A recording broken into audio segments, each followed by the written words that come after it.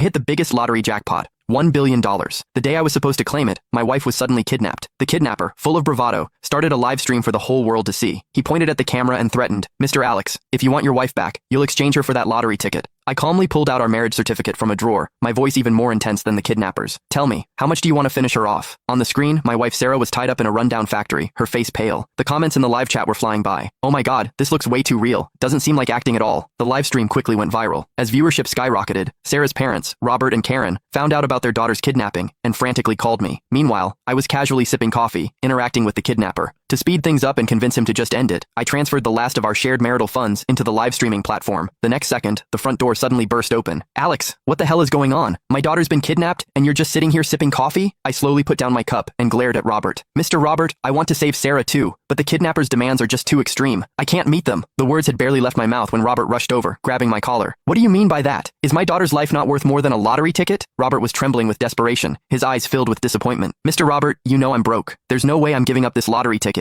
As for Sarah, don't worry. I'll definitely throw her a proper funeral once she's gone." Before I could even finish, Karen, who was standing nearby, couldn't hold back anymore. She pointed a finger at me and screamed, "You bastard! Sarah is your wife! How can you just stand there and watch her die?" I looked at the live stream footage as if nothing was happening. Right now, $1 billion is definitely more important to me than your daughter's life. Just then, in the live stream, Sarah yelled my name at the screen. "Alex, I'm pregnant. If you don't want 2 lives lost, hand over that lottery ticket now." At her words, the comments exploded again. "What? They're kidnapping a pregnant woman? That's absolutely sick. Ugh, this poor woman. It's been so long, and her husband still hasn't done anything." Exactly. Money can be earned back, but if you lose your life, you really lose everything. As the live stream comments kept flooding in, the kidnapper grew visibly excited. He held up his phone with one hand, while the other grabbed Sarah's hair and forced her to the ground. A heart-wrenching scream for help immediately echoed through the video. "Honey, save me!" Sarah struggled to lift her head, her gaze fixed on the screen, tears still glistening in her eyes. The live stream audience was horrified by the scene, frantically pulling out their phones to call the police. Karen, seeing her daughter's miserable state on screen, stumbled and nearly fainted beside me. "Alex, did you hear that? My daughter is pregnant." I quirked an eyebrow. "So what if it's a kid? Once I claim my prize, countless women across the country will be lining up to have my babies." After a few more screams, the kidnapper's eyes were blazing red as he stared at the screen. "Mr. Alex, I'm giving you 1 hour to decide. Money or your wife and child." Mid-sentence, he suddenly grinned. "Oh, and I should warn you, I'm not a very patient man. Every 10 minutes, I'll chop off one of your wife's fingers until she bleeds to death." I sighed softly at my phone screen. "Don't bother with the fingers. Just go straight for the head. There's no way I'm giving you that lottery ticket. Forget about it." I turned to Robert and Karen. "I don't think you two need to worry too much. The police might have already located the kidnapper by now. Even though the live stream's IP address showed it was outside the country, the police might still find him." But Robert slammed his hand on the table. "Alex, everything you have now, you owe to our family. What right do you have not to save my daughter?" He wasn't wrong. The Roberts weren't super rich, but they were far better off than me, a guy who came from humble beginnings.